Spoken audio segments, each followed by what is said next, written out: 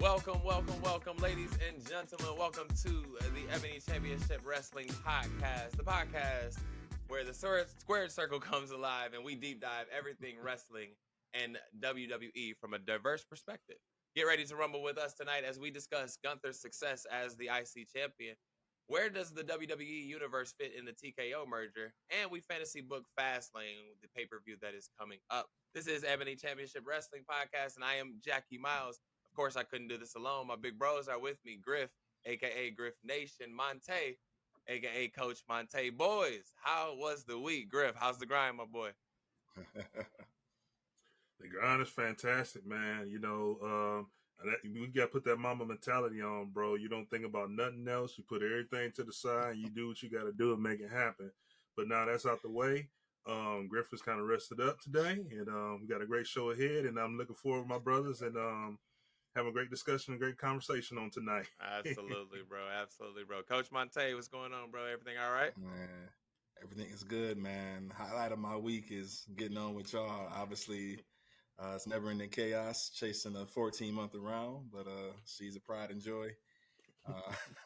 Work, wife is good, everybody's good, man. But this is the time, obviously, when the women and children are in bed and we get a chance to talk WWE, do what we do best, man. So good to see you brothers again, ready for another episode. Absolutely, my boys. Absolutely. And man, I always like when we record because by this time we've seen pretty much every episode of wrestling that's happening in our world, at least. And so I got to ask the question, like, I got to start this off. Is NXT the best show on wrestling right now? Like, is this the best show on the wrestling show on TV right now? What do we think? Griff, what you think? As of late, I'm gonna say I believe so. Yeah, absolutely. Because you have talent that's on the rise. They're blending and mixing, coming up to the main roster, and also the main roster is taking time to come down and help develop those talent as well, and give them great hot storylines and things. So it's making NXT more interesting to watch as of late, and because you don't know what's going to happen, who's going to drop by, who's going to surprise. Versus the Raw and SmackDowns, you kind of got an idea or speculation of who's going to rival, who's going to tag, who's going to be in the main event, or who's going to have a backstage segment. But NXT, you can just be thinking one person, the next thing you know, somebody from the Raw might show up, or somebody from SmackDown might show up, or a legend might come out of nowhere and have you kind of speculate, okay, where's this story going, or what's happening next? So I think NXT is the hot show and underrated show right now on the Wrestling Network. Absolutely. Coach Montay, Yeah. what's your thoughts? Getting back to it, I was the original old head black and gold guy and fell off when that Colorful 2.0 crap hit my screen. So I don't know what that was, but I must say the since we started this party and getting back into it and actually, getting to know the roster, getting to know, always knowing what the origin of NXT and what it's about, it is the best thing smoking. The beauty of it is they're diversifying the roster, pulling pulling Dom and, yeah, I wasn't happy, but I understood. It's all business right now, and I think they're pulling in the right direction. They're giving the Baron Corbins, the Dana Brooks, anybody who wasn't hot, up there on that roster, giving them a chance to go down and continue to develop and work on their character. I think Baron is going to be due for a good hard reset. But yes, to answer your question, it is the best thing smoking right now. The talent phenomenal. The obviously this Heritage Global Invitational and Melo's run. Brian Breaker. I don't know what the hell's going on with him, but just phenomenal heel work. Ending people's careers, but it's bringing the drama. It's all of it. All of what WWE obviously would like to be, all balled up in that one little show, and giving those young guns a chance to shine. So I'm very impressed. Yeah, I agree. I think you brought up NXT 2.0, and I think we're seeing the fruition of that situation, right? Like all of those athletes that came in during the pandemic, Mm-hmm. during that time where they weren't developing people from the outside world, and thankfully they had that little nugget of folks that could come in and just like work right away and get some stuff done during that time. And now we're seeing those talents kind of come to fruition, Mm-hmm. kind of, get their feet underneath them and start to work a little bit more, and it's exciting to see, man. So No doubt. No You doubt. know, Griff, you talked about somebody. You know, you talked about people coming down and making a name. Like, let's go ahead and get right after it, man. Tiff loses her title. Go ahead, Griff. What's your thoughts? Well, the key word, I had 24 hours to think about it myself, and I love the man Becky Lynch. I'm a big Becky person. I remember the first time I met Becky. I just posted on my Instagram story Mhm.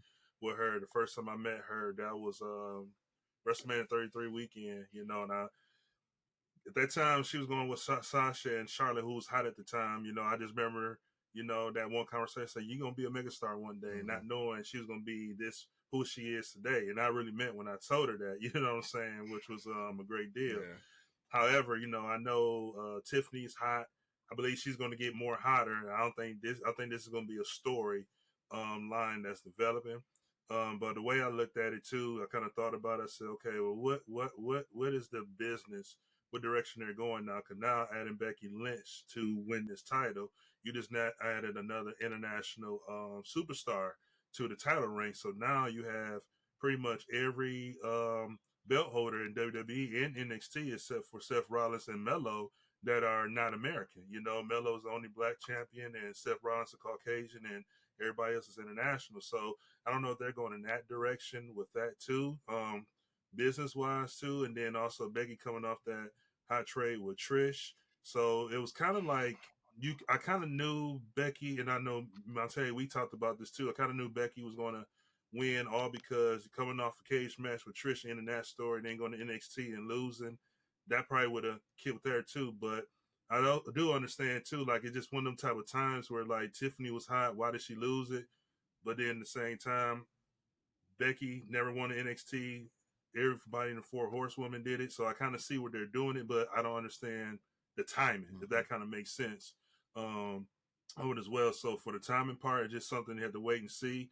I just hope and pray that this is not another act where you had a hot superstar, which I don't think, but you never know. But hopefully they don't use this as an act to bury Tiffany, but make her stronger. And then have her to come back in a rematch and get that belt back, because Tiffany is hot and she had a lot of momentum going for her. Yeah, I'm very impressed with Tiffany. Like I said, as I'm getting to know her, the ring work, the personality, her persona is easily to, it's a great heel work to get behind. But I'm just amazed by her athleticism. I think Griff, I called her today. I called her Charlotte 2.0 or Rhea 2, whatever. I think we're seeing, maybe the second best athlete compared to Bianca. But great match. I'm not gonna lie. When it was 1, 2, 3 in favor of Becky, the first thing I said was, "Huh." I didn't understand. I didn't get it. But this is kind Yeah. of what we need to discuss. Obviously, NXT. I don't understand. They're burying. I felt she got buried last night. So what you think about it, Jackie? A lot of people are saying that she got buried. I don't think that she got buried because the match was extremely good, right? The match was good enough Yeah. to put her Yes. over. The thing that upset me, and I screamed at the TV, what was the reason? I 2 weeks ago, 3 weeks ago, this was not a match. This was not something that was on It anybody's just came out of docket. thin air. Yeah, this was not prepared. And just because she hasn't won that title yet doesn't mean she needed it now. Like Right. I don't think she buried Tiff, but I think she killed any momentum she may have had going. And now she's gonna have to reset Yeah. and like come back for Yeah. come back a little stronger. And I think the match was good, but I just don't think the timing made sense. Very similar to what you were saying, Griff. And Right. like if she's gonna Mm. go down there, cool. Let's get a feud going. Let's get a storyline going so Right. that it makes sense. If that's how we're gonna take her title to put her up, cool. But it doesn't feel right. It feels like a box that needed to be checked just for Becky. That was it. Yeah, You because know, now and they've creative once again, as pigeonholed themselves into a corner again. You have No Mercy, then you have a week later Fastlane. Obviously, it's she's gonna have to win it back on an NXT show. So I was thinking about that all day long, like how in the hell can she get it back? But yeah, that's obviously something we'll cover. But yeah, what you think, Griff, about when do you think she can get it back?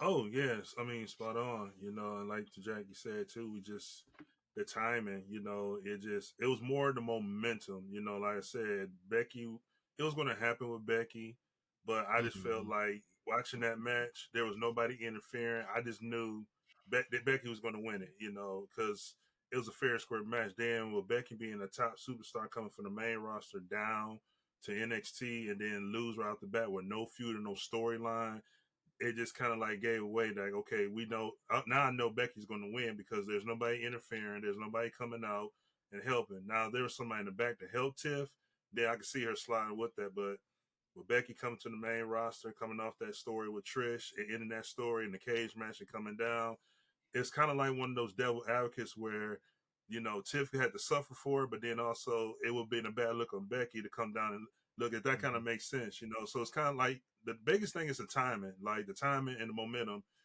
killed. So if they had like a feud or storyline, cause all they were doing just showing up to shows and talking trash, they didn't really like had no feud, any promos. Like the biggest promo they did was the night before when they did the contract signing leading to it, and Right. that was and Loki and Tiff killed that promo, like Yeah. killed it.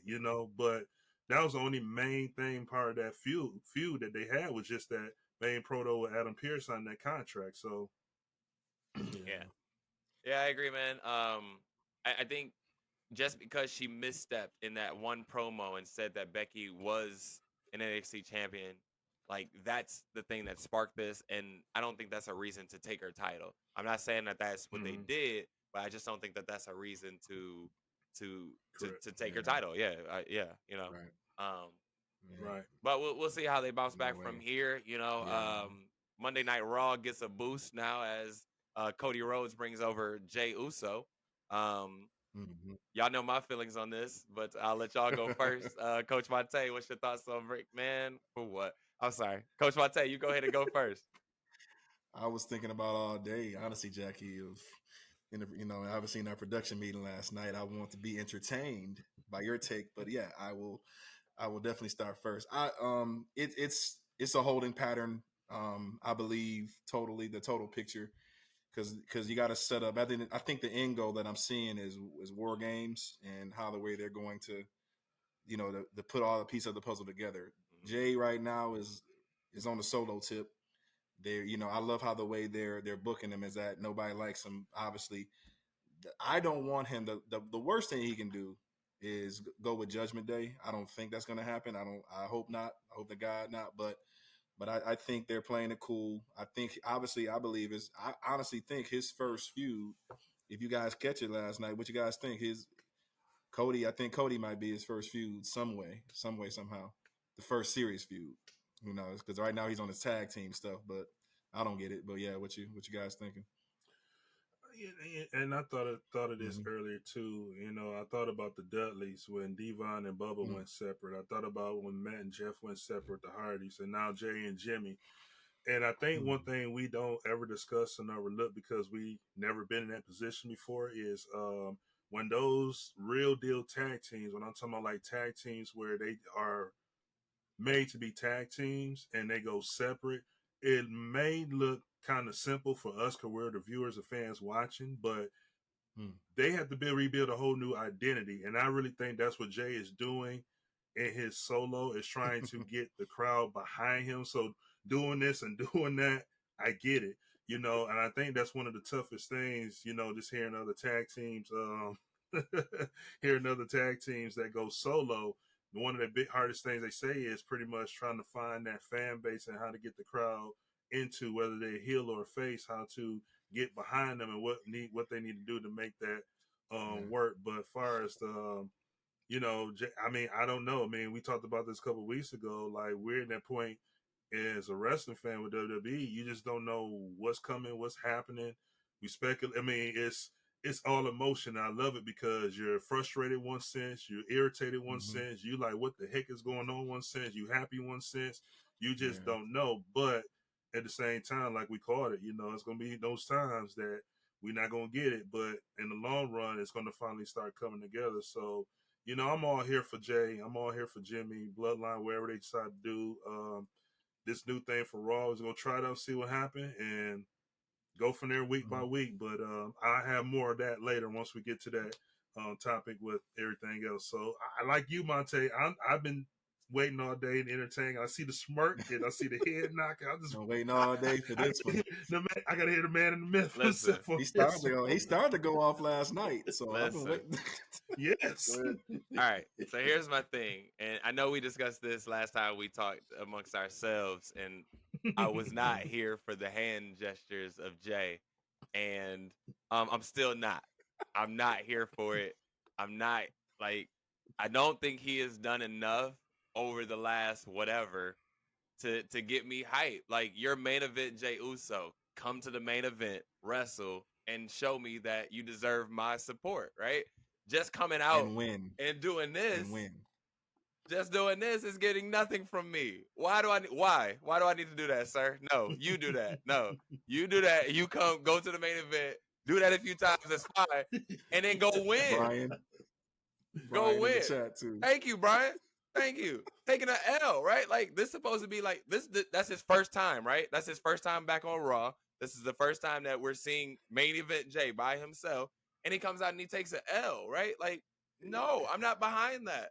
Like, I can't get behind it until he actually does something. Janet Jackson had it absolutely right. What have you done for me lately? Lately, Jay has done nothing. Like Jimmy has done more. Jimmy has made more of an impact on his show than Jay has. I will stand by that. Hot take. I will stand by that. I don't even consider that a hot take. Let's prove it. Let's prove it. Jimmy at least is impacting the show. Jimmy at least is like feuding back and forth with somebody. Like you can see the AJ Styles stuff that's happening, right?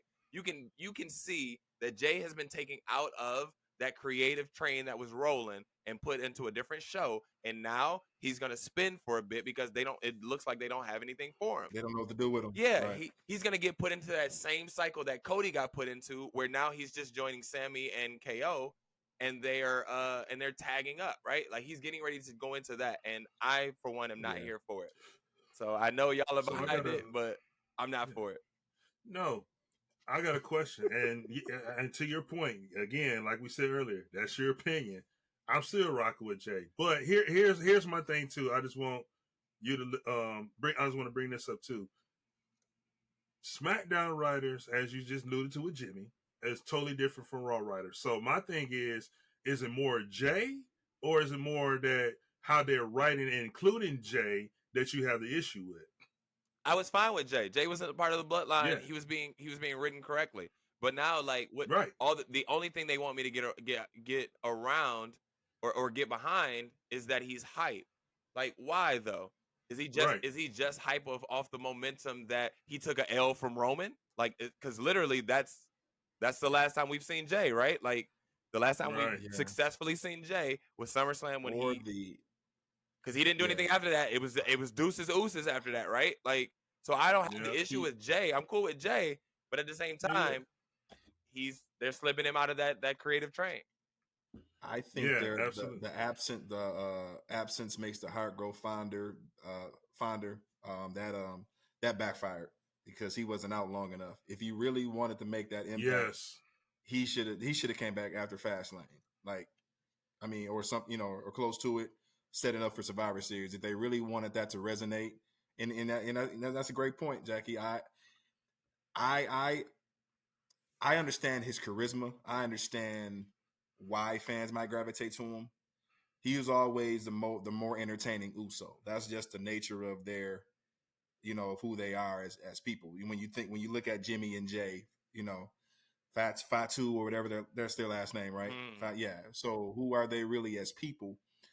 They, he has always been the more charismatic one. Yeah, even though that stuff that they was talking that promo was truth. Jimmy was a man in high school. In high school he was a man, homie. What happened to you? You know what I'm saying? But yeah. So I think now as they, they're trying to figure, like you said, Brent, they're trying to figure it out. Separately, the writing has definitely impacted it. But he's got to win. Yeah, he's falling the same trap as Cody. He's got to win a damn match for me to get excited about him. So I'm kind of with you on it. I mean, I get it. Is the fans love, getting the hey ho hip hop parade, whatever you want to do to get everybody hype and lit. But yeah, you got to win a damn match. Yep. And real quick too, you just said this too, Monte. The way I would have written Jay back into the fold is have this everything we're seeing, take him out of it. But then when Survivor Series come, make him be that mystery opponent or Yeah, whoever is in that match, Mhm. have them yeah. get hurt or like they They normally do, get they attacked, and did that. then bring him. Yeah, They did that because back in the '90s. They did that back in the now '90s. right now he done had 3 months off.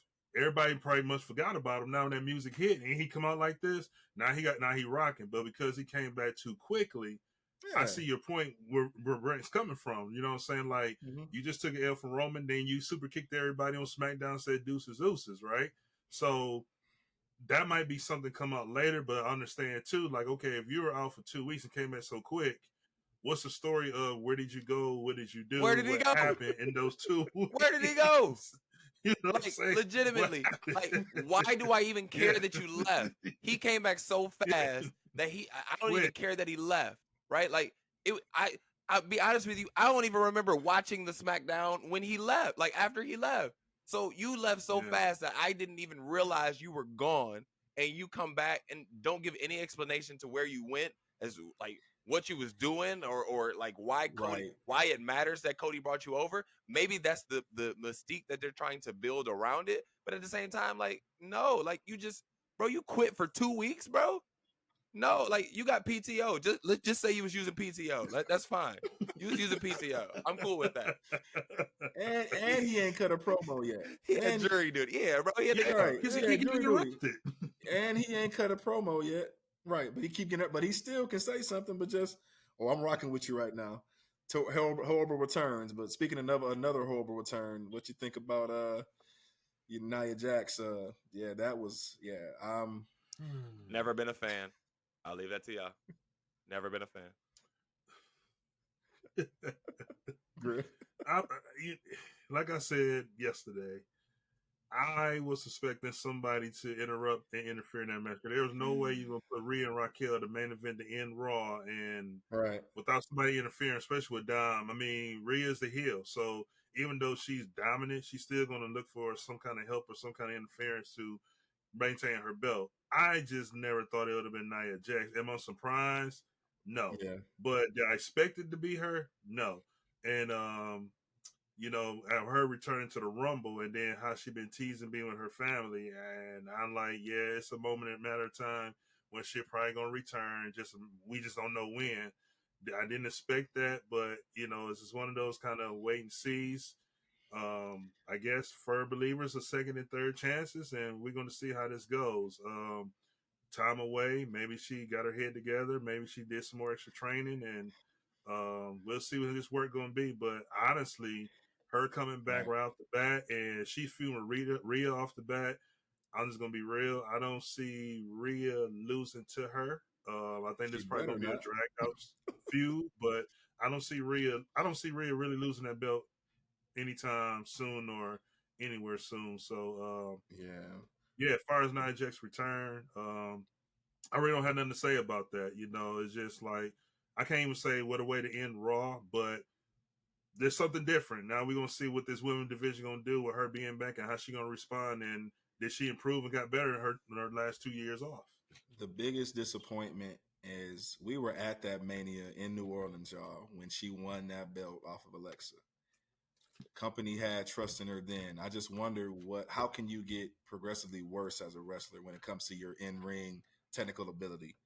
That's the only reason why I'm kind of disappointed in her. Like, I think can she be a force to be reckoned with? I think if she might have taken the craft a little, like I'm not questioning anybody's work. I don't know her work ethic. I'm not sure what they did behind the scenes at Performance Center, but something happened along the line to where she lost trust and she lost total focus. I understand. I think she's Jackie. I'm not sure. Does she deal with mental health? And I think she had that struggle too, You asked body the and all that. wrong I one. think that's but I believe. I'm just saying, just reading quick stuff about her before she got into wrestling.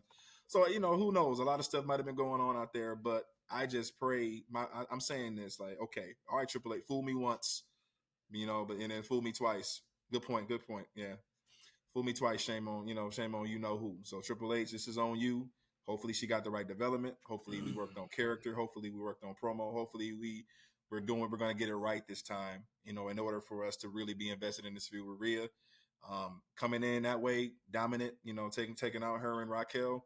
I'm here for it. So I mean, we'll hopefully, I'll just hope the best for her. If not, let's go ahead and ship her out again. So what you think, Jackie? Yeah, I mean, I've never been a fan. Like, Yeah. I wasn't a fan the entire time that she was uh in wrestling, except for that time. Sorry, Brian, you're absolutely right. When she was putting Lana through a table Right. every week, yeah, I was a fan of that part. And missed that. I agree. I missed that. But no, never been a fan. Right. Not a fan Yeah. of her outside of WWE or inside. So that's it. I mean, I understand the need for believable challengers as far as for Rhea, because it's very Right. clear that Raquel is the only one that is a challenger at the moment. Only one. Yeah, Right. so I understand the need to bring in new people. It's just she's not somebody that I'm going to root for. It is what it is. So Cool. Yeah. No, you know. okay. Also, boys, We'll figure it out. one of my favorite parts of this whole thing has been the writing, obviously behind the bloodline, but that has clearly shifted to now the Judgment Yeah. Day, and it looks like a reiteration of the Hurt Business. What I don't like is that they have not named themselves yet or said who they are or if they're a collective or whatever it is. But Yeah. Bobby Lashley and the Street Profits clearly setting the tone for what is to come. And I'm intrigued to hear what you guys have to say about that one, Coach Montay. I think well, Judgment Day has the right. I mean, they're putting in the work, man. It's clear, with heel Dom, with Dirty Dom in there, with the heat that he's generated, along with Rhea's, with what Rhea's been doing. I think it's off the charts. You got to give them some love. Put the gold on them. Obviously, Roman, leaving for a while. That kind of changed up there. When we talk about writing, I'm thinking that, hey, let's put the heat on these guys and let's roll. And they've been running Monday nights while Roman's been out. I think that's clear as day what WWE's been trying to do. But I don't know how they're gonna get Lashley in. So you shed some light on that, Griff. This reminds me of the Attitude Era, 1999, one of my favorite Attitude Era years, and I'm gonna see if you guys remember this, but we had the corporation, we had the union, we had the ministry, and at that time, it was like these different factions and groups, and I'm saying that because I'm seeing this with KO and Sammy, I'm seeing this with Judgment Day, I'm seeing this with the Bloodline, I'm seeing this with the Street Profits or wherever their new group ain't gonna be with Lashley. And the great thing about it is that Roman's not even nowhere in the picture on the shows, and it's like a whole different Marvel phase getting ready to happen again. You know what I'm saying? Like Thanos just pretty much chilling. You know what I'm saying? Masterminding how you gonna get these 6 Infinity Stones, but you got Iron Man and everybody else just kind of like doing their thing, whatever. But it's taking me back in that time where one of those groups are going to coexist, and that's just how they went from the the ministry to the corporation. They turned into the corporate ministry. That's when they joined together, and it looked like it's the Bloodline and also Judgment Day that could possibly do that, because this is not the first time. I think early this year, I think after WrestleMania, somewhere early this year, Judgment Day or the Bloodline ended up coming to Raw, and they were part of a business deal with Judgment Day. I can't remember who they were thinking. Sami Zayn was trying to take out, but you see that business deal is starting to reoccur again with Heyman involved, and Solo and the Judgment Day. Now the Street Profits coming in. It's fun because they're hot, they're hungry. Like we're taking over. That's just the main statement. And you know how we are, bros. You know what I'm saying? We don't talk much. We gonna say and make one thing clear, and we gonna go out there and show you what it's about. And that's what I see with Lashley and the Street Profits. So it's kind of like they're in the wing, but out of nowhere, they gonna snap and like show them like, yo, this is what it is. And I see them going off on the Bloodline. Bloodline, they're gonna be going off on Judgment Day, KO, Sammy, even our boy Jay and Jimmy. You know what I'm saying? Like they finna go nuts sooner or later. But I'm very excited with this direction that they're writing and going with all these pieces. Let me ask this question, gentlemen. We as 3 black men as four black men, excuse me, as four black men watching wrestling, obviously there are things that we pay attention to a little bit more than others. And one of those things is probably the Hmm. coupling of Bobby Lashley and the Street Profits. Um, Yeah. they haven't done anything significant yet, but I think we notice like the potential that this brings. So I have to ask this question to you guys. Hmm. Just seeing them on the screen does something for me. And so I have, Yeah. I don't know about you guys. What is the impact of just seeing black wrestlers on our screens? What's the, briefly, what's the impact that you think you guys, that it has on you guys? The first word I think about is damn proud, man. Two words. I'm proud because when we did this, Jackie, when we grew up, we weren't seeing it. We weren't looking at it from that lens because of, who you, everybody's our hero. There's a hero and a foe, right? And at the end of the day, if our good guy wins, great. We're not looking at the color. We're not looking at it through that racial lens. But as we obviously get older, we're more aware of the culture, our history, and what we're about as African American men, and as a people, as a culture. Yeah, you love to see that because it's damn sure making a great impact on me because we got to think about it. There's a lot of guys that have that testimony of making it, from nothing, and being something. Wrestling has changed lives. Wrestling has saved lives. You know what I'm Yeah. saying? Some of these guys are out here dying, man, and no matter what color you are. But the stories that I know, The Rock and Booker T, their road has been, that's kind of why I think of, seeing them out there. Rock being one of the greatest talkers of all time, and then obviously Booker T, him being a felon and his history in the streets of Houston, now he's one of the main, he's two-time Hall of Famer and obviously, still getting back to the company, commentating NXT, but the way they got there, man. But more importantly, to make this point of why I'm proud is because we're not just, we're that's not looking at a Trick Williams, a Carmelo Hayes, all these young guys that are coming out of here. We're not succumbing to the stereotype of all we can do is dribble a basketball, all we can do is throw a football. You know what I'm saying? Though that's the thing that I like to see is that, hey, it's more to this. There's levels to this, by learning the craft of wrestling. Damn proud. Yeah. So Yeah. Yeah, and I'm gonna jump in behind that too, because you pretty much Mhm. took everything I was gonna say as far as that. But I'm gonna go a little bit further because Mhm. with that outside of wrestling, I think I text you guys the picture of Tez and Bianca at the TKO Mhm. thing, and the reason I text that Nice, because it nice. was inspiration to me. Out of all people that could have been invited to that WWE, and they decided to get Tez They and picked them. Bianca. Mhm. To come do that, which I know was monumental for them, but it was monumental for me and us too, because not For just the sure. wrestling, but those type of things open up doors, to be a commentator someday, be a sports analyst, be invited to First Take Yeah. or Yeah. debate shows and things like that. Go to the Grammys and go to the MTV Awards, as you see Bianca and Tez and them always do. But it's just more Mhm. than just the wrestling part that's inspiring, but it's also inspiring that if you really work hard and Yeah. you really stay focused and locked in, there's endless opportunities and open doors outside of what you really focus on that's going to open up to you, and it's very encouraging because even in my case, I could Mhm. be focused on this one thing, but then because of the work I put in here and how I treat people, it's like 2,000 other doors attached to that just slowly start opening up. And then Yeah. once I start going through those doors and you start going through those doors, you start seeing it's more to than this wrestling. It's really a business. It's really like me. It's really character. But what I really like the most is that our brothers that's in this business, they're actually inspiring to help bring the other brothers up and show them endless opportunities and Right. not just hold it out for themselves. Yeah, Nice. Nice. I think about the time during Kofi Mania, man, and the momentum that Mhm. he Yeah. grabbed, and I know that everybody, pretty much everybody is a fan of Kofi and the things that the New Day have done. But I think that small little run that he made, man, that was for us, man. That was one of those things, Yes. that we Yes. were like, yeah, Kofi's a great wrestler, but at the same time, that's a brother, and therefore I'm gonna root for Right. that brother in this situation. And so yeah, for me, it's just seeing them do something great and be allowed to do Mhm. the things that they're doing.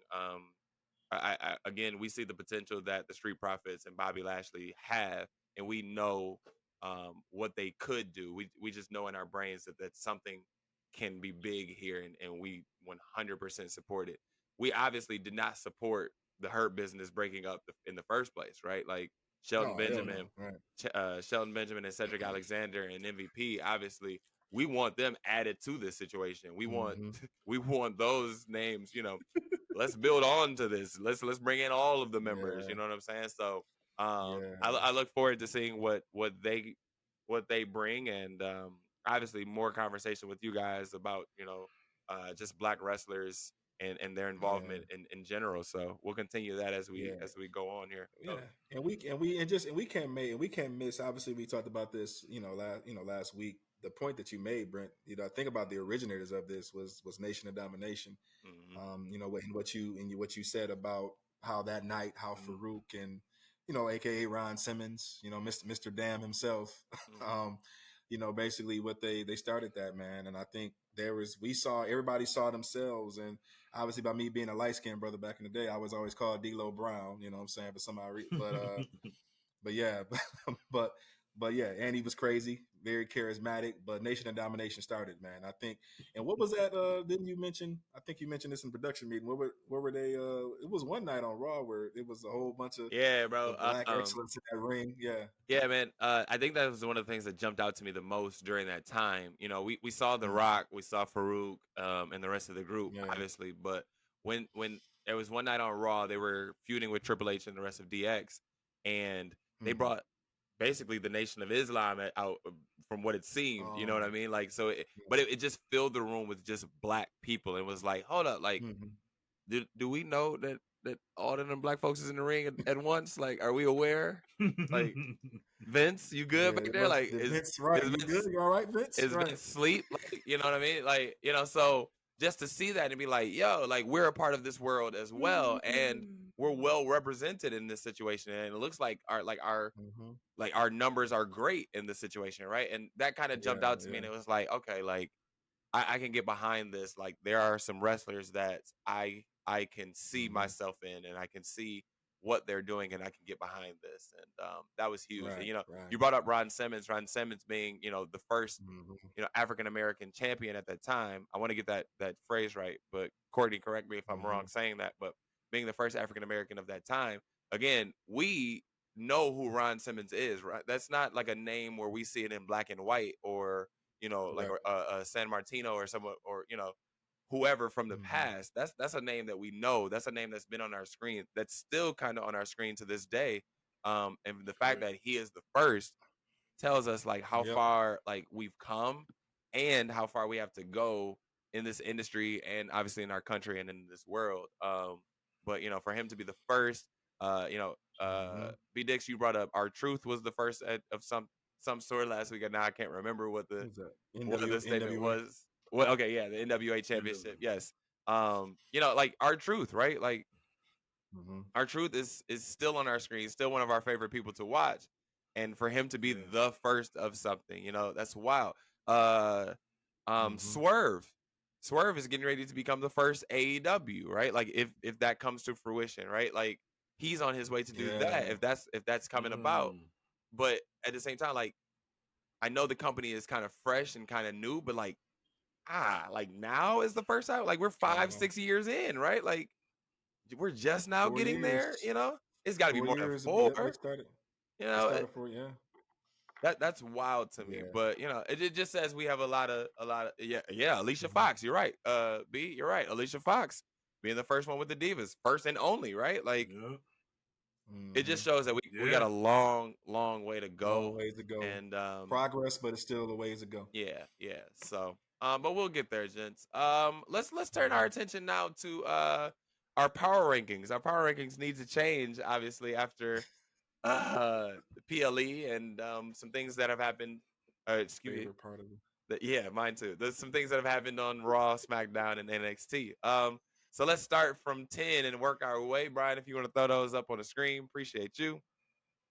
Let's start with number 10. We're gonna kind of go through the ones, go through this pretty quickly, but then the ones that we need to talk about, we shall. Coach, do you want to speak as to why Cody is now number 10? Cody is treading water, man. They are same boat what we talked about with Jay. We mentioned it. Creative holding pattern. I have nothing to do for you. WWE is the master at it. They've been doing it for years. When they don't know what to do with you, they'll have you fluttering. They'll have you doing he stays at 10 and he was damn near about to get put off the list. You guys know how the way I felt about it last night in production meeting. I just think that was the worst segment that he did since he's been back in WWE. Was last night with Monday Night Raw with for him to come out there and attempt to do a promo. He's one of us, Brian. He's one of us. Yeah, I didn't see the I didn't see the purpose of that entire segment. So yeah, he's holding right now because nobody else is doing anything of relevance either.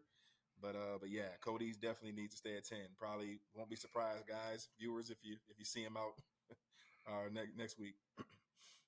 Okay, up to number 9, LA Knight has found his way down the list, but I also think that, but that's to the momentum of number 8, The Miz, who has done some promos that have caught our eyes, right? Griff, you want to speak to the promos and to that success? I'm gonna say this. I'm gonna say this. It's gonna be 20 seconds and be done. I'm gonna say it all over again. That was phenomenal to do a promo with an invisible John Cena. That stuff is not easy, and to have the crowd entertained and involved, and a great segment to do that with just yourself and imitating that and doing a skull crusher finale with an invisible person. Just that promo itself, and then how he's just on fire from, the payback situation. I think that match would have went a different direction if John Cena, and that's another conversation, was not involved in that. No disrespect to John. He's a legend, of course. Much disrespect. So much disrespect. Right. So much. So much disrespect. But to that, yeah, I'm just really hot on the Miz, and I really see. I hope he carries this thing. I'm getting over and irritated and tired of. He comes out for a month. He puts someone over. He shoots a good promo. Then he goes away. Then Maurice comes back. They do a thing with the wife and husband again. Then they go away. And then all of a sudden he comes back again. Like, let's do something consistently to push the Miz and get him right reserve. So it's Triple H and creative. If any of y'all watching this, please put the Miz in the world title hunt with Seth freaking Rollins sooner or later. The man needs to be in there. I know he ain't touching Roman in the bloodline, but seriously, he need another world title run, and not just for a week or 2 weeks or a month. He needs to go. And yeah, I like it. This late in his career, give him another title run.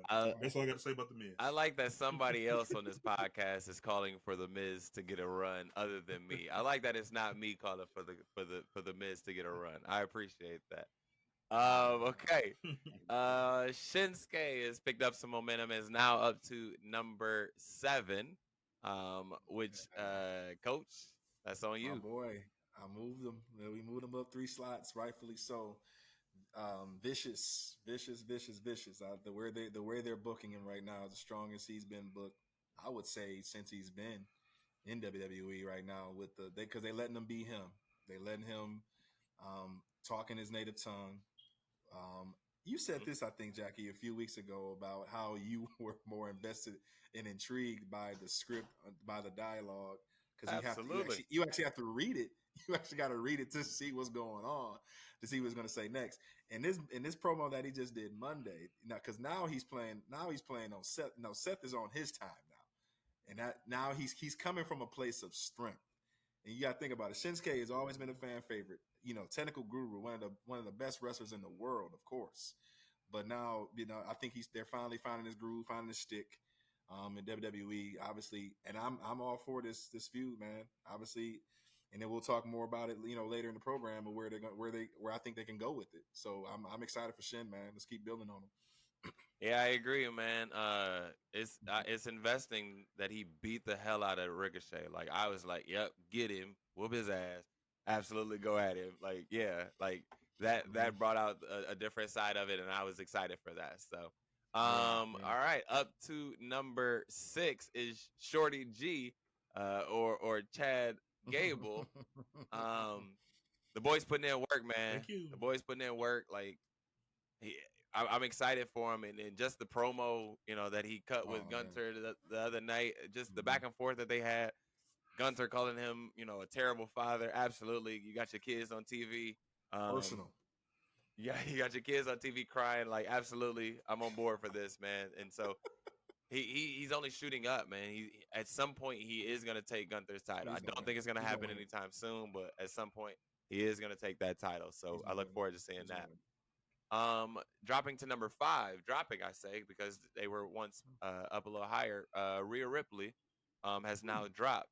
I'm gonna throw it to one of y'all. I don't know who wants to speak on Rhea, but she's dropped now after a good match with Raquel and after a little run-in with Nia Jax. What do you guys think?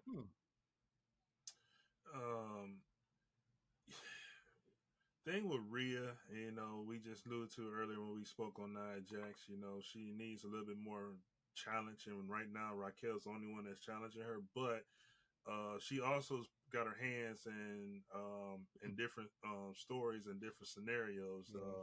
Judgment Day, the JD Madonna, Dominic, also bullying, pushing her way around the women. So when you really look at that, I know we want a good storyline and a feud and some competition for Rhea, but also looking at also the other different events and activities that she's also involved with, like outside of that, just herself too, and still being the women's champion doing that. So, she's Judgment Day, she's between Finn and Dame, and then the JD Madonna, the trust issues with that one, then Dom making sure he good, and, Mommy Poppy.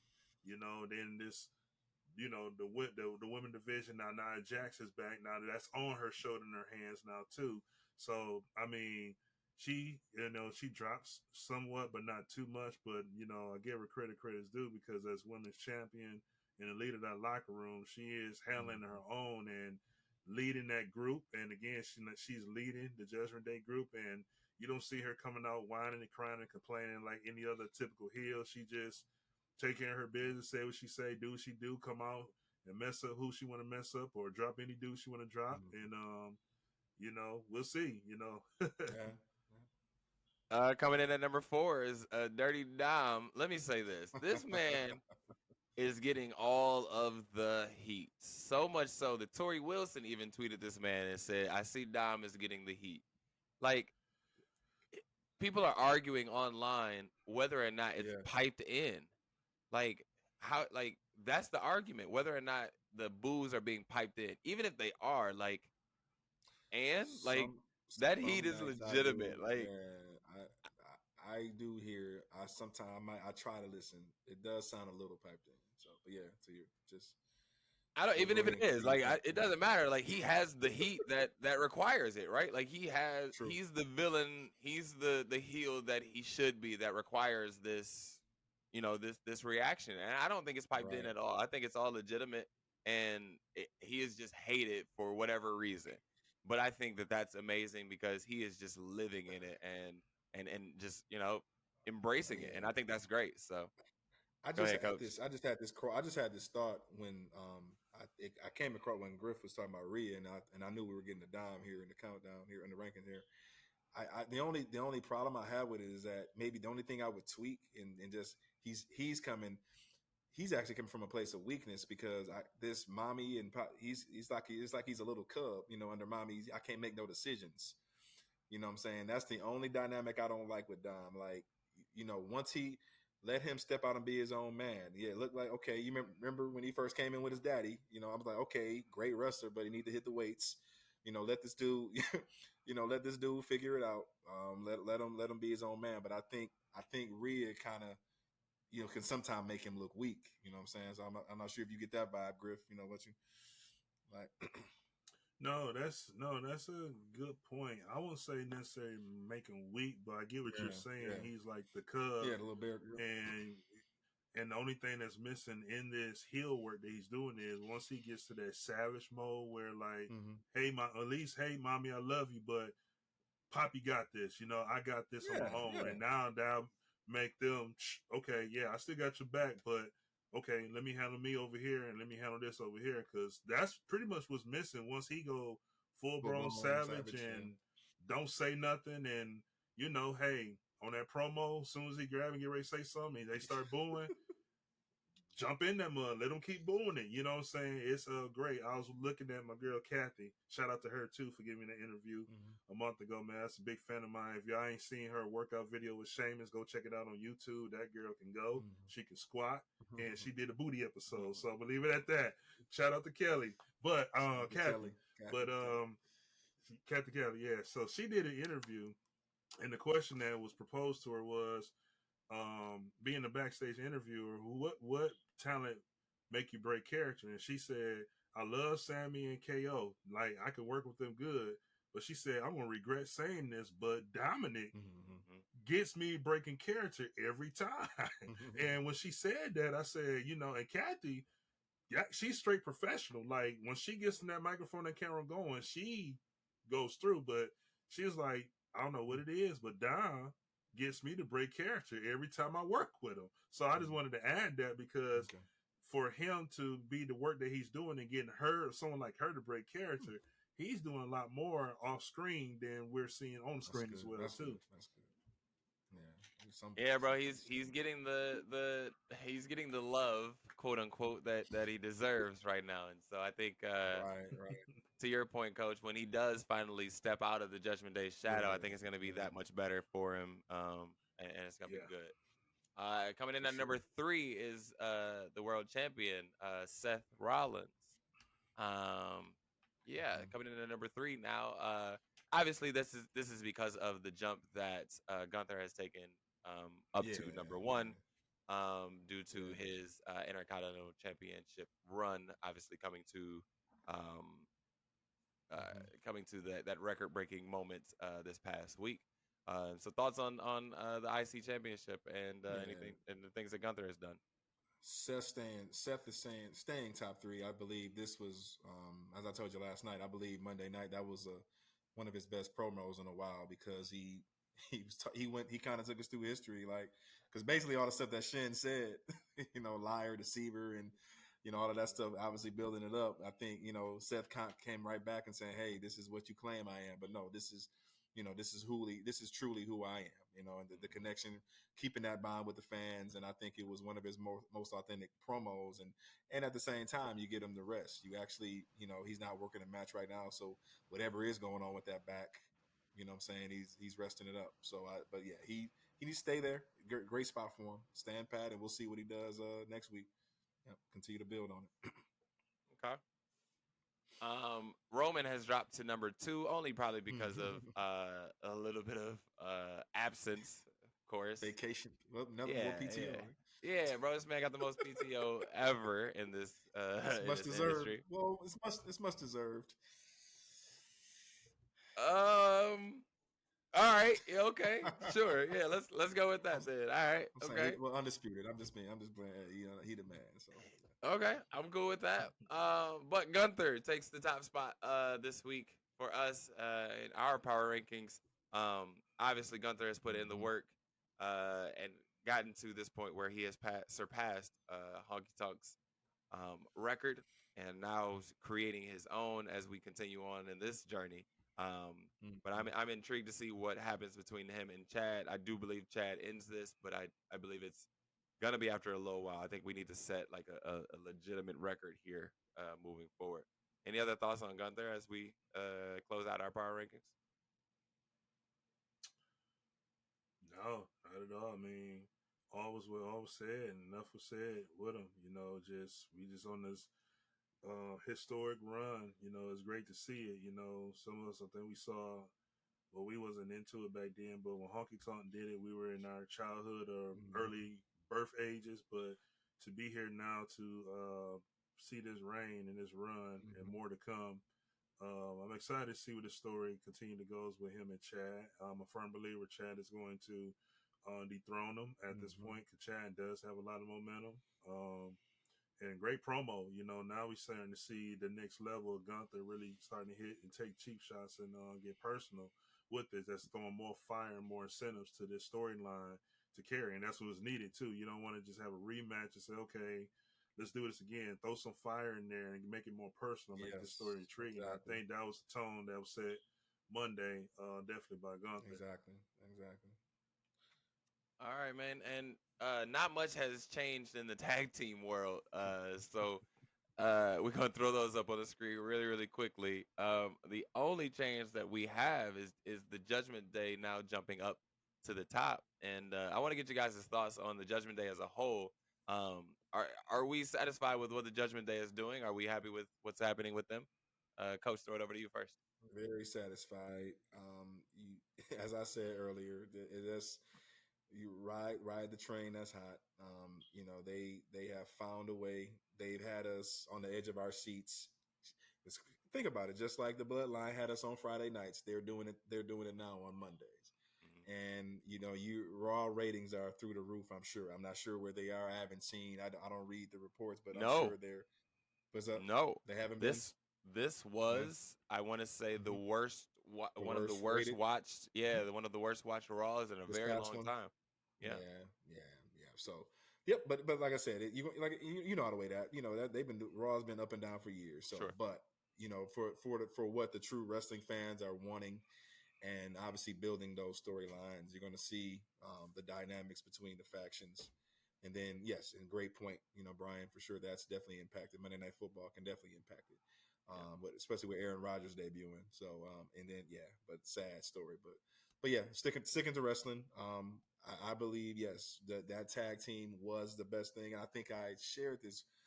They saved by taking them off of KO and Sammy. That was best for business. Triple H used to say definitely best for business hmm, because yeah, KO and Sammy just wasn't moving the needle like these two guys. Even it's funny how Finn and Dame were at odds, and then now they figured it out. I told you. I think I said once they focus on wrestling and figure it out, they're looking stronger than ever. And I don't see this train slowing down no time soon.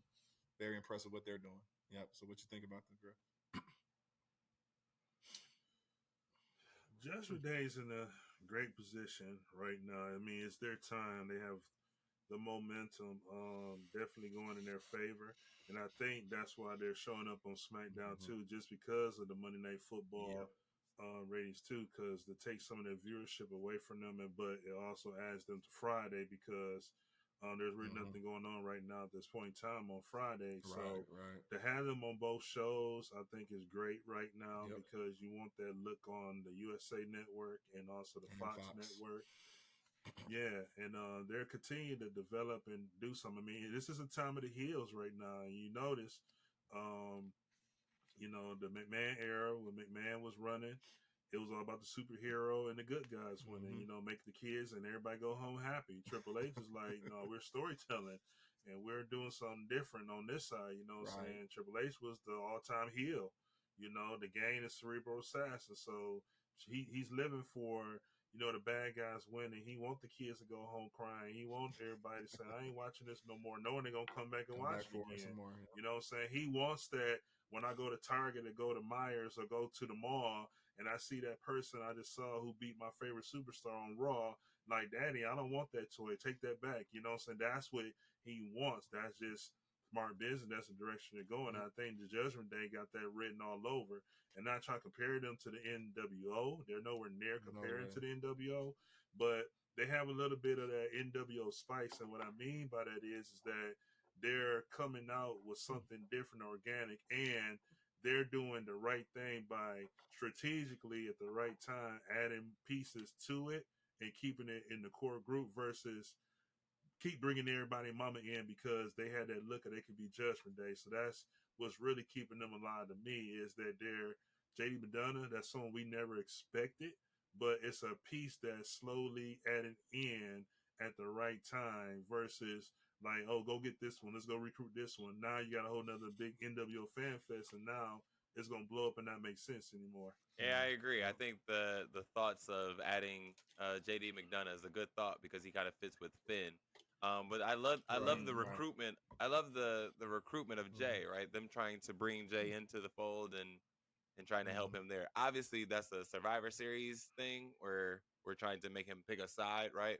But I like the direction that that's headed in. You brought up Triple H being, the creative and being over all of this. Yeah. I did notice that in the TKO merger that he is still head of creative in that situation. It's just now that Vince is no longer the ruler of the world, right? So Right. I'm intrigued to hear Thank your thoughts on God. the TKO merger or whatever it is. It's TKO, right? Yes, Yeah.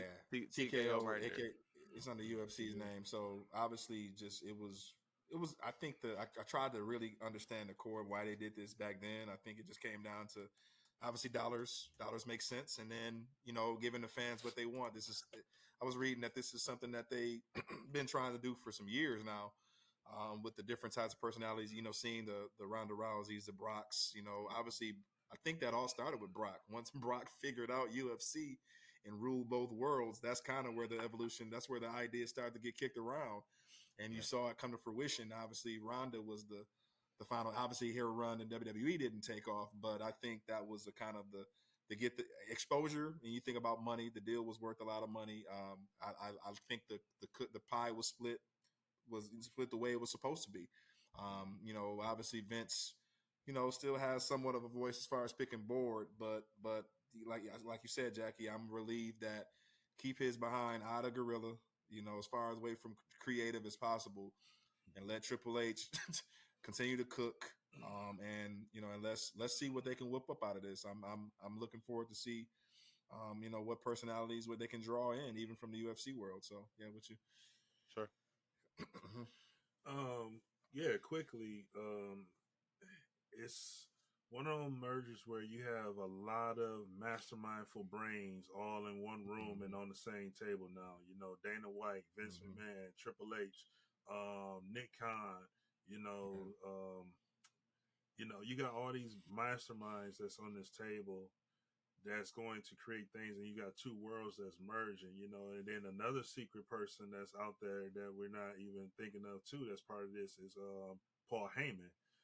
That mind as well too that's in there. So this merger, it's a new era, it's fresh, Mm-hmm. and maybe this is what some we might got a hint right now with all the different storylines going on as we're might seeing some of this. But I'm very excited because again, it's all something new. The Mm-hmm. old is out now.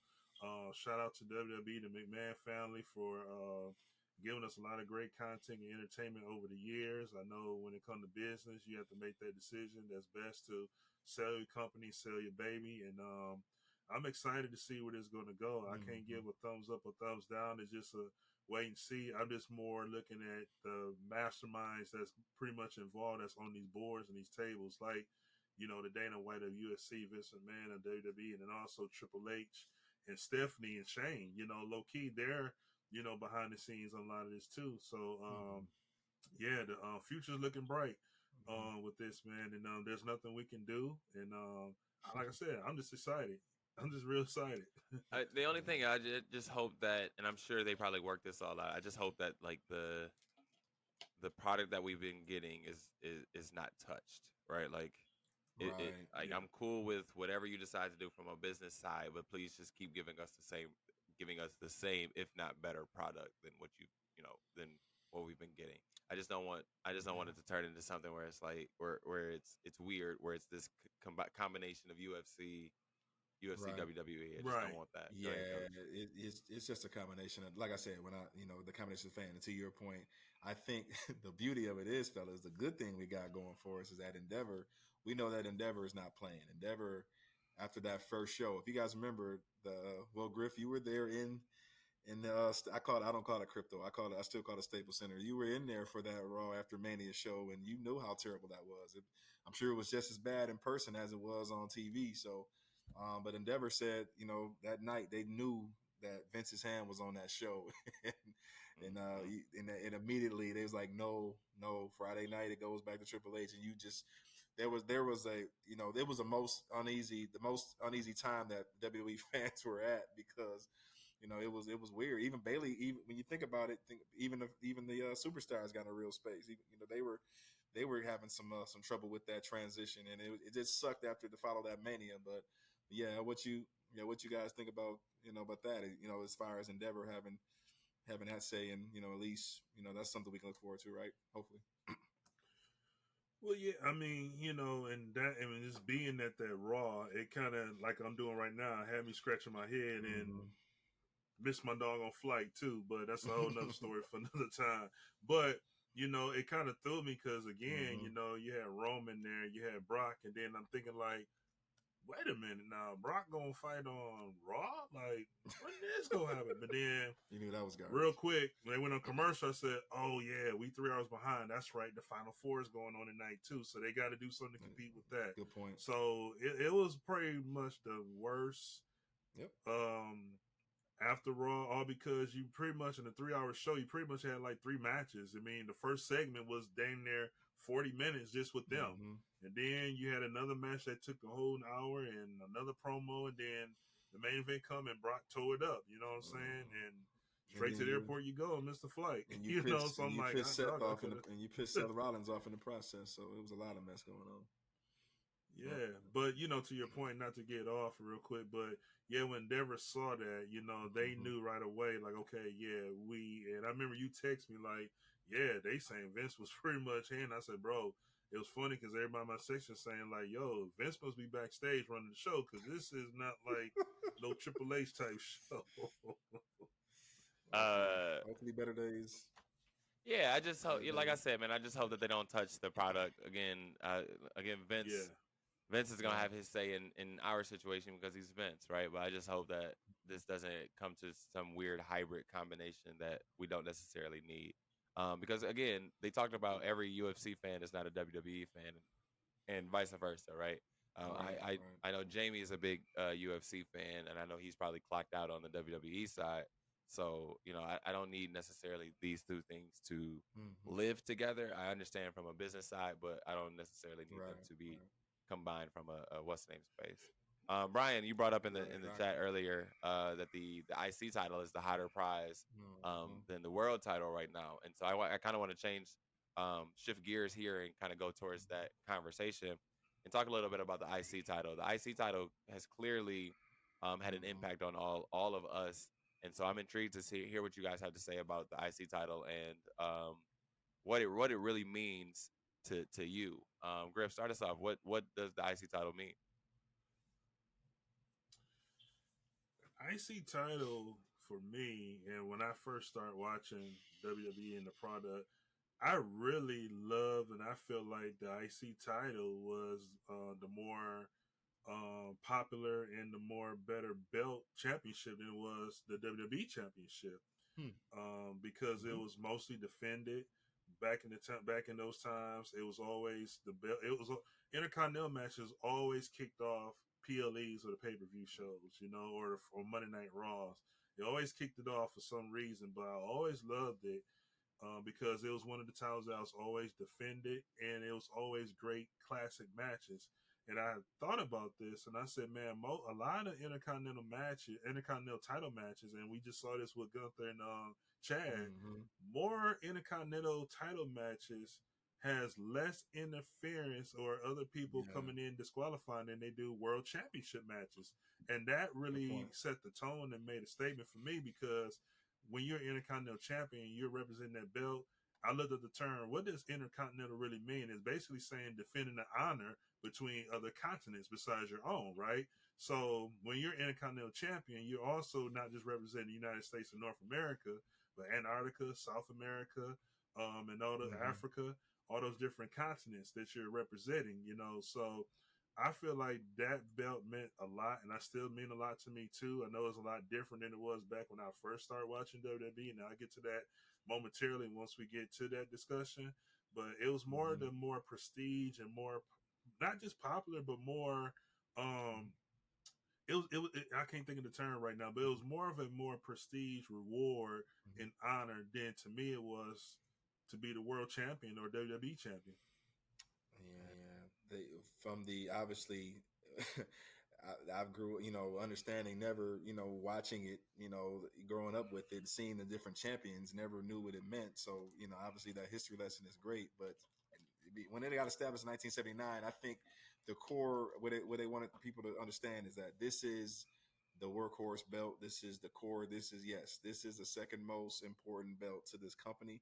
meaning that if we put this on you, we are setting you up to be champion of the world. You know what I'm saying? Yep. We are relying and depending on you to carry this company in this mid card. I just don't look at it as mid carders, obviously, because some heavyweights, had it on their waist. It didn't come down to a weight or a body type specifically, but it was basically saying like they're the callus of the show. You know what I'm saying? They're the most of the feuds. I think I was watching some videos on it, getting, doing research more for this segment. It created memories and moments that if you think about all the past pay-per-views, when you think about the intercontinental title matches, like to Griff's point, it's they're always going to go back, and that probably was the best card. That probably was the best match on the card that night, just because of the sheer talent, the sure ring capabilities, the technical guys. You got to think about it, man. When we were coming up with it, the Mr. Perfects, the Bret Harts, the ring technicians that you forget that had it. And obviously the rich history with the many title reigns, however many days they've had it. But at the end of the day, look at the body type, look at specifically why WWE wants to put it on that specific person for that specific reason and for that time frame, because we are putting our trust in you to be that workhorse and to set you up to be champion of the world. So always been important to that, from that standpoint, prestige, and are you ready to carry the company one day? You named a couple people, Mr. Perfect, Bret Hart. You named those people. Mm-hmm. Was there a title reign that stood out to either of you? Like, was there an IC title reign that obviously Gunther is on his run right now? Yeah. Was there a title reign that jumped out to you guys that sticks in your mind, Coach?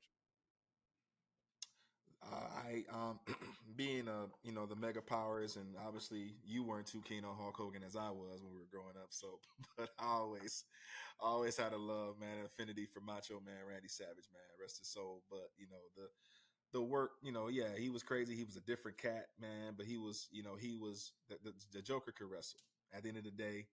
And when we talk about true technicians, showmen, and obviously by him getting Miss Elizabeth out of that valet just really shot it to the top. And the way he went about the business, he defended it the way he wanted. But yeah, his reign was at King Macho, whatever he went, all those phases that he went through with character.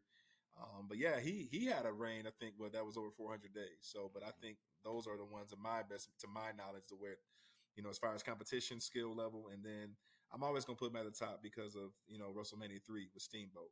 Sure. So always going to be at the top of my list. Yeah. What you think, Griff?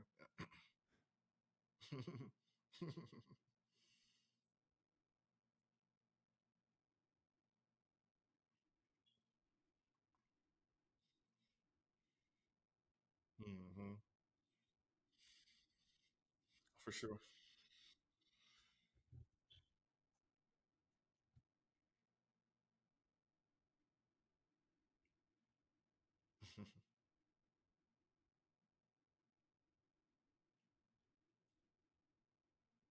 Mm-hmm.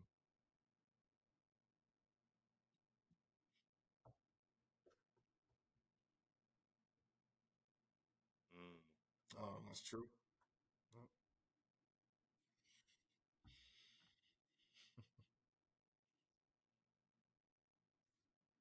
Mm-hmm.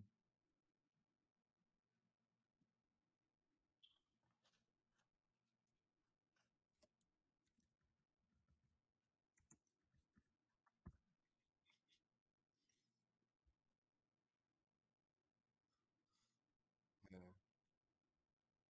Mm-hmm.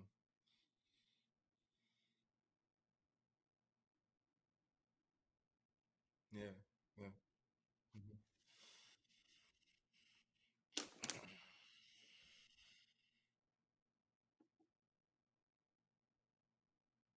Yep. Yep. Yep. Yep.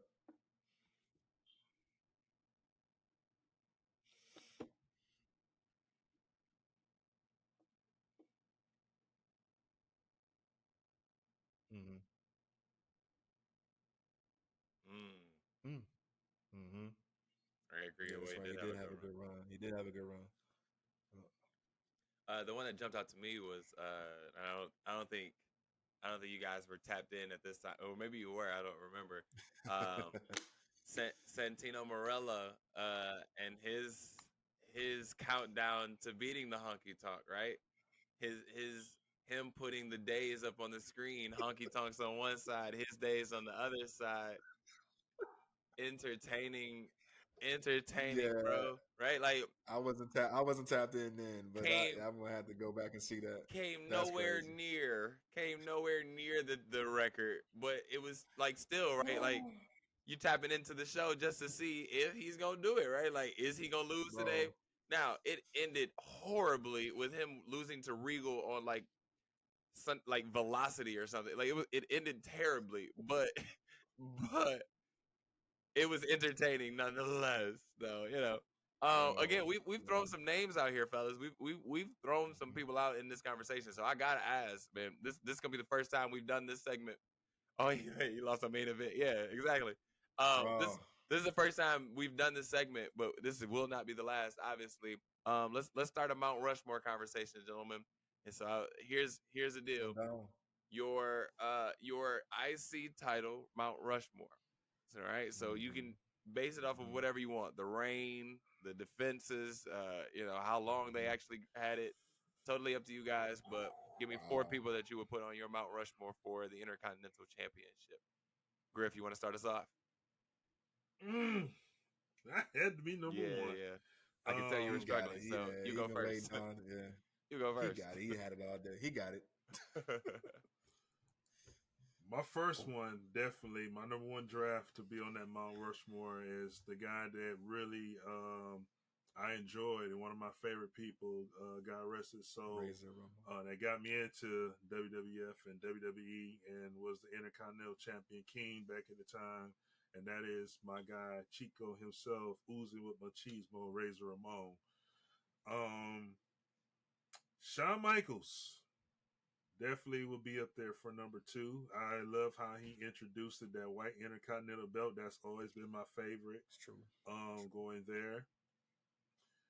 For number 3, 3 was kind of tough.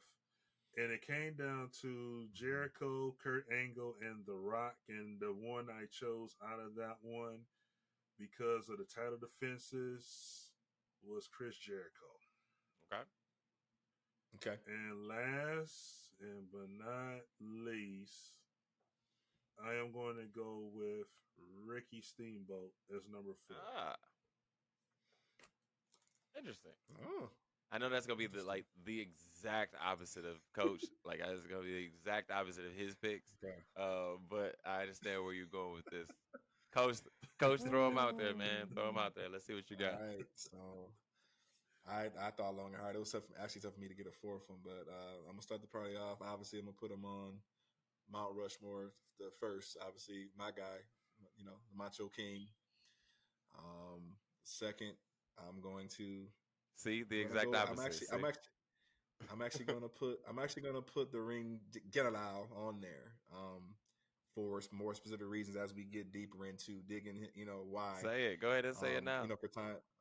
He did what he's supposed to do for the company. He did. He put in the work. He sacrificed. Obviously, he changed. I'm just going off of commitment. What you do outside, and then that obviously grabs the attention of the higher ups to where they now trust him to take this reign. But obviously, the sheer skill that he has, he's right up there with those guys that we grew up watching. So I'm just kind of putting him in. It's more like a new generation type deal. There's 3 older guys, but he'll be my one for this generation. Okay. 3, actually, shocker, he's still in there.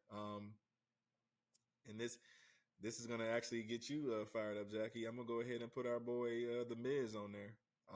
Damn right. Reason being, I had to take a step back and really. I'm not gonna, Jackie. You know this. I had zero love for The Miz a while back. I've always struggled with him. But as we started this party and got more into what he's about and what he's doing for the company right now. He's a businessman, and he's like I said, veteran. He's doing what he's supposed to do for WWE and. The promo work, but I think there's that one time frame, obviously, when Brock Lesnar held that Universal title hostage, as we all know, that time when Monday Night needed a consistent champion, he carried the weight, he carried the load, and he basically carried on his back for a while. I think 2 or 3 different reigns within there, totaling over 500 days total of him having it. And then on top of that, the icing on the cake was the promo that he did with Daniel Bryan on Talking Smack. That was a pivotal moment in his career to kind of get him back to, hey, I'm still here. I can still talk my shit. I am awesome, and I think that he showed that the company trusts him, and he's put in the work, and that put him up there as one of the top reigns and top guys to carry it. Old nostalgia here. I'm gonna go for number 4. Believe it or not, I was always a fan of his. Not Bret Hart, not Shawn Michaels, but I'm going Mr. Perfect. For the work that he did. Mr. The way the ring tech. You got to think about it. He put Bret Hart on the map. He passed the torch to Bret. Yes, he did. And that's kind of he is. People think, and I can't wait till we get your boy on here, Jackie, to discuss Bret Hart. But yeah, I am going to bring up Mr. Perfect. Kurt Hennig for sure on my list. Okay. All right. Yeah, I think we're thinking in the same vein, Coach. We're very similar in our thoughts here, because mine is right along the side as yours, all for basically the same reasons. One, I had Gunther on here as well because just the things not only is like the reign long, right, but the actual defenses. Every time he defends, it has the potential to be a 5-star match. So like you gotta give him that love there.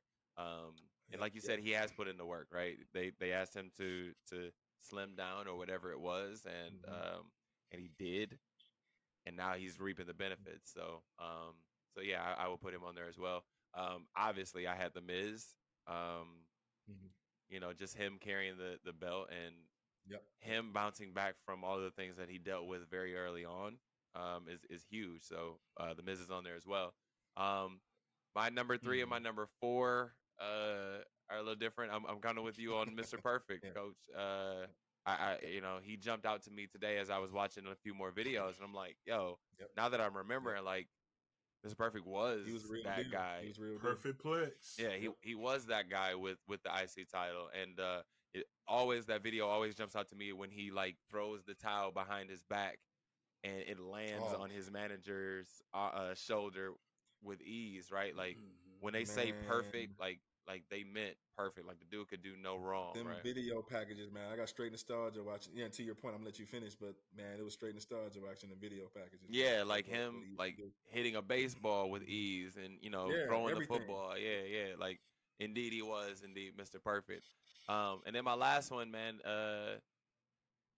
His feud with Triple H very early on was the thing that captivated me in the Attitude Era. So the Rock's reign as the IC title holder jumped out to me, man, because that was the thing that kept me interested in wrestling very early on. Like him coming in, Triple H was always one of my favorites, and then just them clashing with the Nation of Domination and all of that stuff, man.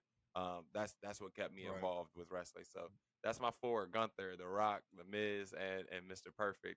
It's wild that it's wild that our lists are all over the place, but that's what wrestling is, right? That's what makes this sport great. So yeah. I like the list that we got going on here because it could be worse, right? It could be worse. Could be worse. You're right, bro. All right, gentlemen, our last segment of the night, man, and then we're gonna move it on. Our last segment is obviously Fastlane is coming up, approaching fast, no pun intended. But I'm intrigued to see what you guys are interested in as far as the show goes. And then when I say the show, I mean wrestling in general. I'm interested to see what you're interested in. And the way you're going to tell me is how you actually are going to book this show. So we're going to fantasy book Fastlane in the sense that we know what all the feuds are, and we just want to know how you're putting the show together in the sense that who do you have going on last? Who do you have going on first? Why are you putting them in those particular areas? So who wants to go first, man? Who wants to jump out here? I'll take it. I mean, Griff, you started the party. It's fine. Fastlane. Take it. I honestly I had to sit back and reflect on first of all who the hell gonna make the show because there's a lot of small Right. there's Right. a lot of small feuds going on right now that I don't think is worth the TV time. So I had to really critically think and making sure that this that I did it right. Obviously, I'm going to start the night off, with the women's title on the line. I can see Io and Asuka. I can see some mess happening on their showdown in 2 weeks on SmackDown. Something that not ending properly in that match, and then they need to just go ahead and carry this over. Give us what we want. Let these two ladies do their thing on a PLE and tear the house down. Open up the. So I'm going to have them open up the night for the women's championship. Io and Asuka. Um, After not, believe it or not, our buddies. I don't know this. I don't know what's going on with this. This dynamic between John Cena, LA Knight and all of that, but yeah, that's I would go next with LA Knight teaming up with John Cena, and then obviously Miz and Grayson Waller. So we're gonna go ahead and do you want us to do a couple matches here, or Yeah, go I'm ahead and down tell with us your I can get card, over. brother. Go ahead and tell us your card. It's all good. Go ahead.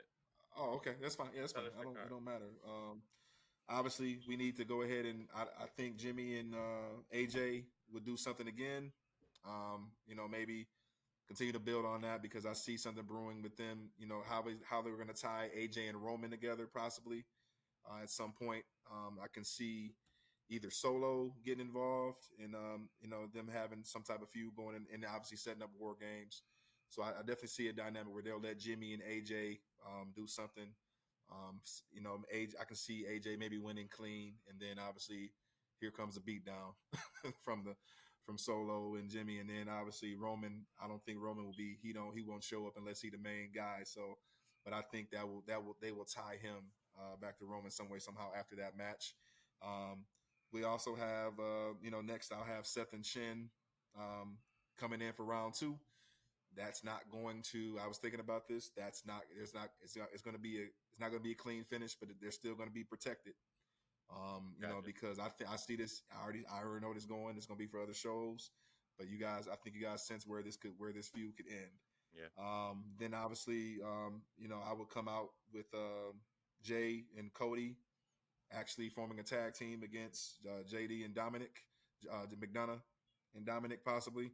Because I couldn't. That's the only sense I could. I'm sure I was trying to make sense of that catastrophe of a promo segment on Raw. I don't. Maybe they want to set up a feud with them, let them two go at it again, and then eventually because what Cody was about to say before he got interrupted by them, he did mention Jay again. Say I want to talk about main event, then he gets interrupted. So I can see them maybe just forming a tag team just for this PLE, going against JD and Dominic. And obviously the big elephant in the room, obviously a match that we don't want to see, but we're probably going to see anyhow because of just reading. I don't, Griff knows this. I don't read in the rumors and I don't, but just sensing how the way they brought Nia back, we're probably going to get Rhea versus Nia Jax at Fastlane for the obviously for the world heavyweight. And then, then after that, Sammy and KO, they've been off TV in separate weeks, but I actually see them coming back probably to address Jay, getting their ish back together, and then and setting their rematch clause and going back at Finn and Dame one more time because they have the rematch clause. I just the only way I can see them invoking it is probably on the PLE. And then ending it there, like this. All right, you're done. You're not gonna. But they do have a rematch clause, okay. So it's just a matter if they want to do it. If they want to do it on Raw, or let them go ahead and figure out the PLE with some form of stipulation. So I didn't get that far, but something's got to be on the table for us to really feel invested and actually want to watch it again. The street fight was cool, but maybe something else. Put them in Hell in a Cell, something to figure it out. Down with it either way. Okay. And then obviously, and that's actually the main event. Interesting. So that would be the main event because you got to think about it. If they put the stipulation, Falls Count Anywhere, Hell in a Cell, however they want to do this. I believe that Fastlane will be the night that JD officially crosses the burning sands and gets into Judgment Day, officially, and by him interfering in that match, costing Sammy and KO. Obviously, the last time they'll see the Undisputeds. JD will be heavily involved in some way, shape, form, or fashion in that show to get to finally let him in Judgment Day. He has to do something for a rite of passage, and I just my gut on how it might come out. Yep. So, Okay. Yep, that's my Fastlane. Yep. Good deal, Griff. What you got on Fastlane? Well, I'm gonna open up Fastlane with the Intercontinental Championship with Gunther and Chad Gable, and Chad Gable dethroning Gunther and being the new Intercontinental Champion to kick off the show. Cool. Next up, I will. This was very interesting to me, and I will have Cody versus JD Madonna for some reason, 1-on-1 for the second match. I also had on the card too, and I was trying to figure out if I'll go 4 number 3 with this one, but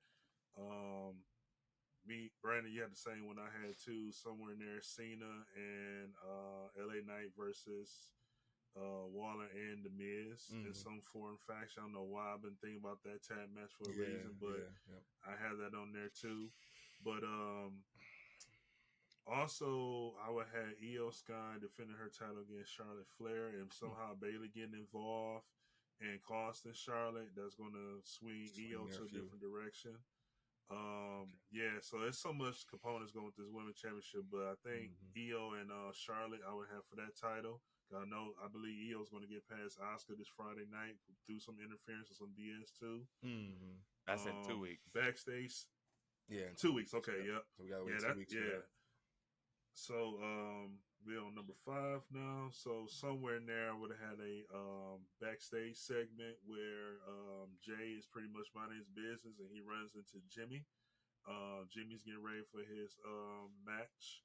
And I believe I had Jimmy, and since Jimmy already had his match with AJ, I would have had Jimmy and Solo in the tag match against the OC.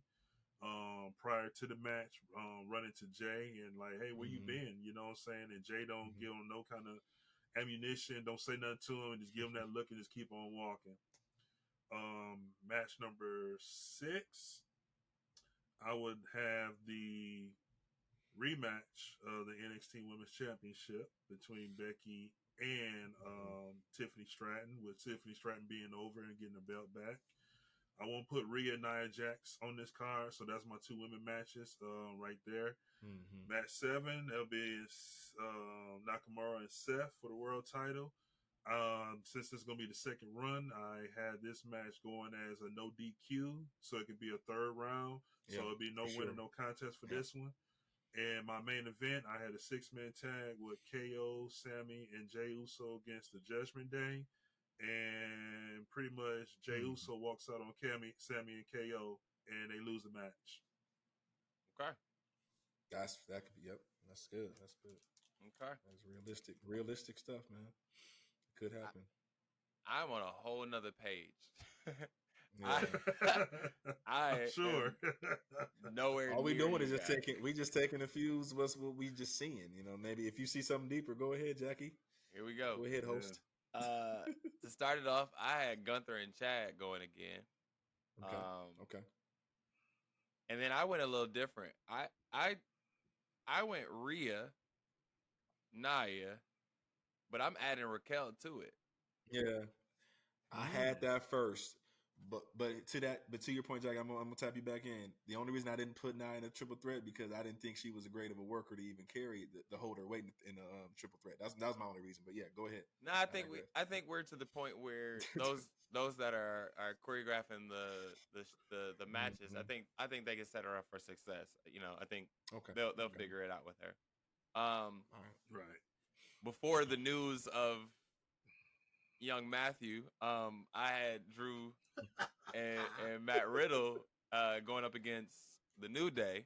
I see that kind of fleshing itself out a little bit more. I'm with you guys. I'm putting Asuka and Io on the pay-per-view after their match. Yes.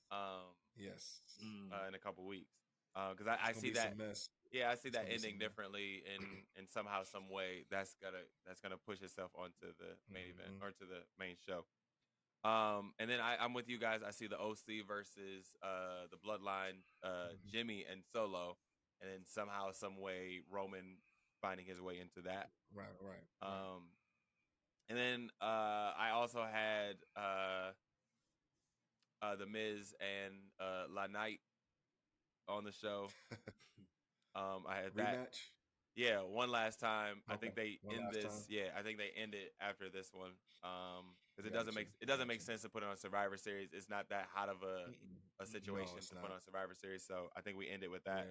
Yeah, And then last but not least, yeah. Seth and Shin. With a Round two.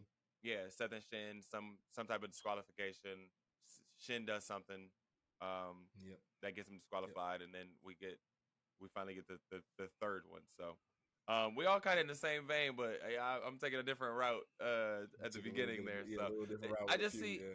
I just see like the way Nia came back and attacked Raquel first. That it wasn't just an attack on Rhea. It wasn't just a thing Yeah, like, that's true.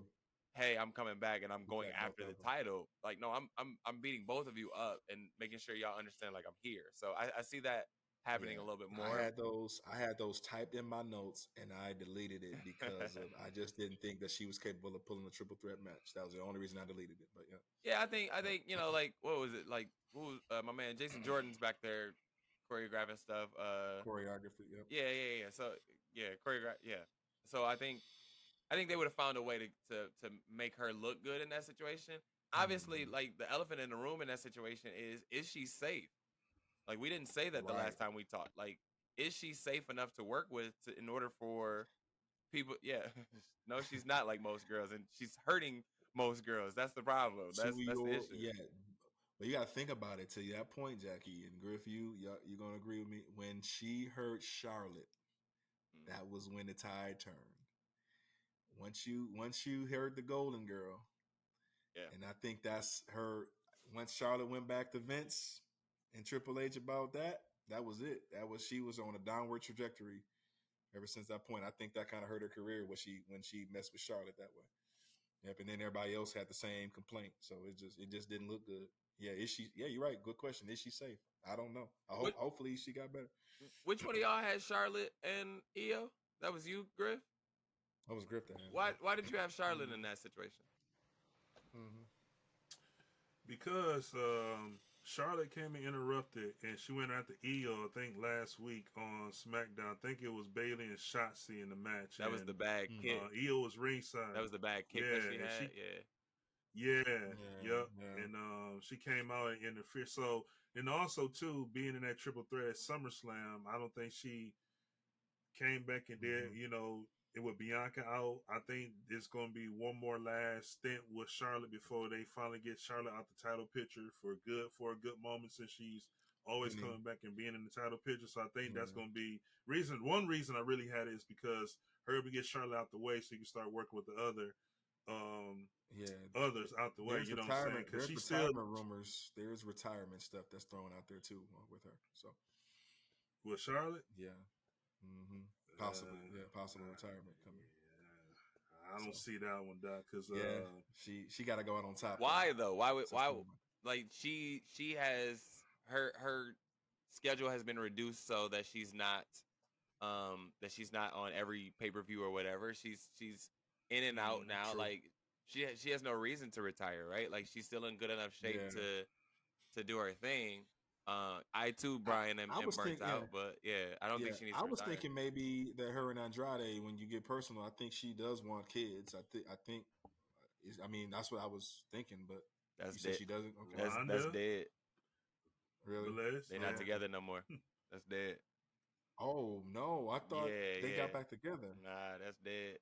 Oh Yeah. wow, I missed. Yeah, I totally missed it because I thought they were around Mania time was the last time I checked in on their relationship status, and it seemed like Nah. they were head over heels, ready, in marital bliss. So Yeah, we all thought the wow, same. that's Yeah, we crazy. all thought the same. Wow. No, Okay. nope, that one's dead. So, Everybody fumbling the rock. Everybody fumbling the ball on the 1 yard line, nah, man. Everybody. uh, Wow. I mean, hey, I'm sure that they're in two different worlds, right? Like yes, the wrestling world, Yeah. but they're in Yeah. two different spaces, right? That's not Yep. gonna work. Or at least it's gonna be extremely hard, and Hmm. unless your head is in that, it is Yeah. what it is. Yep. So, boys, this has been fun, man. As Look we, forward to it. Oh, yeah. as we wrap this one up, man, Oh, yeah. this has been good. I look forward to Fastlane coming up in the next couple days, next couple Mhm. weeks. That's the beginning of October, right? Yeah. First Saturday in October. Yeah. Yeah, so that one's coming up, and Survivor Series is right around the corner, and hopefully we get War Games in that one. That's Mhm. always a good time. Oh, no Um, doubt. No doubt about it. I just hope that the storyline is indeed there. But Yeah. as we wrap this one up, boys, Griff, let the people know where they can find you, man. Instagram, Griff Nation 84, and on X, which was formerly known as Twitter, see Griff 84. Coach, where can they find you, man? All right. Yep. On IG. So at Coach Montay 24. So the running motto for me is being social on social media. So let's keep it going. At some Love point we're everybody. gonna get a post out of this guy. I think he just needs the fans. So Yes. at some point we're gonna get a post out of this guy. Who's gonna get a post? At some point. I am Jackie Miles, and you can find me on Twitter or X or whatever it may be. You can find me on Instagram again at Jackie Miles 42. And as we wrap up this episode, we want to thank everyone, our loyal listeners, for joining us. Your support means the world to us, so we hope that you keep the wrestling chatter alive. Make sure y'all like, share, and subscribe this on social media. And this is the Ebony Championship Wrestling Podcast signing off, but never tapping out. We'll see y'all next time.